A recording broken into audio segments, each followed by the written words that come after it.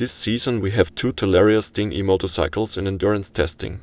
The first impressions are surprisingly positive, and have already put a grin on the faces of many 1000 PS riders. But how do the lightweight fun machines with pure e-drive ride?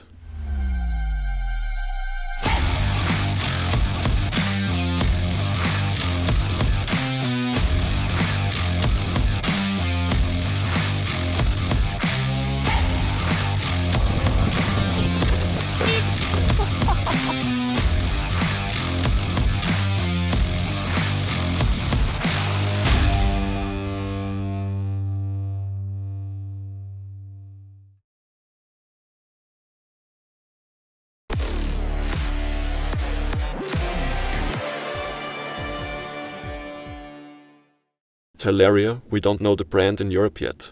It's a new provider made up of people who previously worked at Sir Ron, and now want to realize their own ideas and visions of e-motorcycles under a new brand. Talaria is handled in the region of Germany, Austria and Switzerland by the company Quadix as an importer and is currently expanding its dealer network. 1000 PS has two Talaria Sting models in continuous use for this season to put the lightweight and silent funmobiles through their paces. And these are our first experiences with them after several weeks in use. Centerpiece 1, the powerful engine. The lively Talaria Sting is powered by a brushless 3-phase rotary motor, which mobilizes up to 5 little horses and pushes a beastly torque of 34 Nm via chain to the rear wheel. Important, on the Talaria, typical for e-motorcycles, there is no clutch, no gearbox. Every twist of the throttle is converted directly and silently into propulsion. There are two modes to choose from: Eco and Sport. Anyone who gives full throttle from a standstill in Sport mode and is perhaps positioned on the one-piece mono seat with the body weight further back would be amazed at how willingly the front end may climb forward in the first few centimeters. Yes, 34 Nm from a standing start is fierce at a weight of only 67.5 kg, but horny fierce. As you can see in our test video, we would classify the power delivery, the kick, the bang from the bottom at least one class higher. A 125cc can easily bend the Talaria Sting up to 45 km/h. Then the street legal version just stops. The motocross version without street legal has the same base, but no speed limit of 45 km/h, and runs around 70 to 75 km/h top speed. Good to know. Who wants can also throttle the approved version. Instructions for this can be found on the web. However, this of course voids the approval for public road traffic. Smart, when you let off the gas, the Talaria recuperates, so it recovers energy. This can be fine-tuned on 4 different levels, which also allows you to adjust the engine braking effect to a certain degree. Centerpiece 2, the battery. While the silent and high-torque electric motor is always a spectacle in e-vehicles, the battery is no less important, because all the power and energy is stored in the battery. Talaria relies here on high-quality cells from LG, those cells that are also used by well-known e-car manufacturers. The lithium-ion battery has a capacity of 2.3 kWh, and the operating voltage is 60 volts. This allows an average range of 40 to 60 km, of course depending on how much load is demanded from the motor via throttle twist.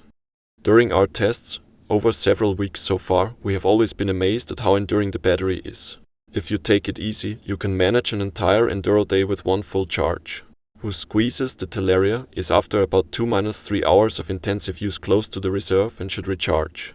Speaking of charging, the Talaria Sting comes with a quick charger and charges the battery between 3.5 to 4 hours completely full. However, if you want, you can easily lift the battery out of the bike in 2 easy steps and change it.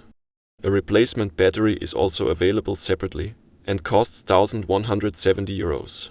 On the battery is a charge level indicator integrated to know exactly how much juice is still inside even when the battery is removed. Very practical. The battery itself weighs exactly 13 kilograms, and thus does not pose a big hurdle when lifting it out or installing it. Once the battery is placed in the center of the Talaria Sting, the battery status can be easily read on the large TFT display. The MX version has a much smaller LC display on the left steering armature, but the charge level is also clearly visible there.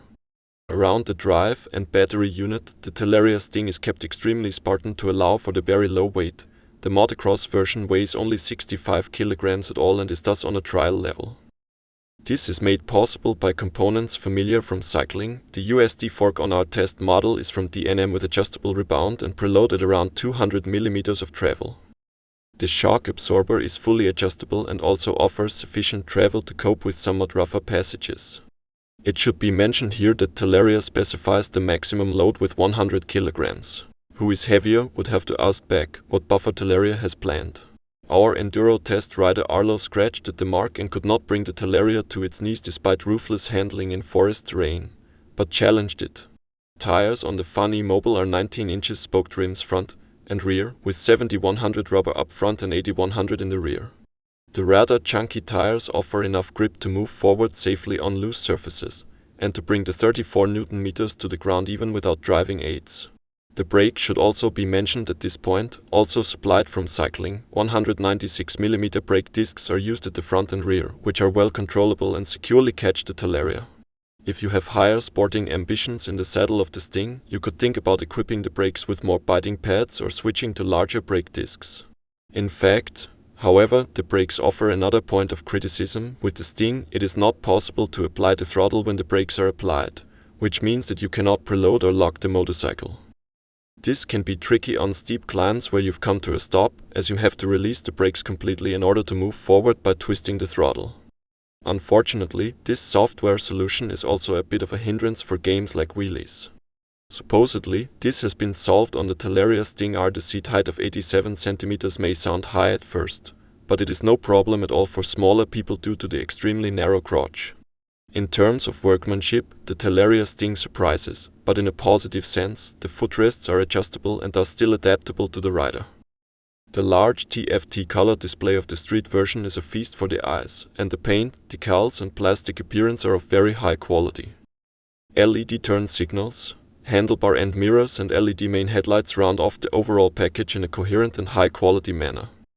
There is only one component that doesn't look right on the Talaria, the DIY store fuse box in front of the battery under the access panel. Otherwise, the Talaria Sting has a very high and valuable build quality, which is not often found in this price range.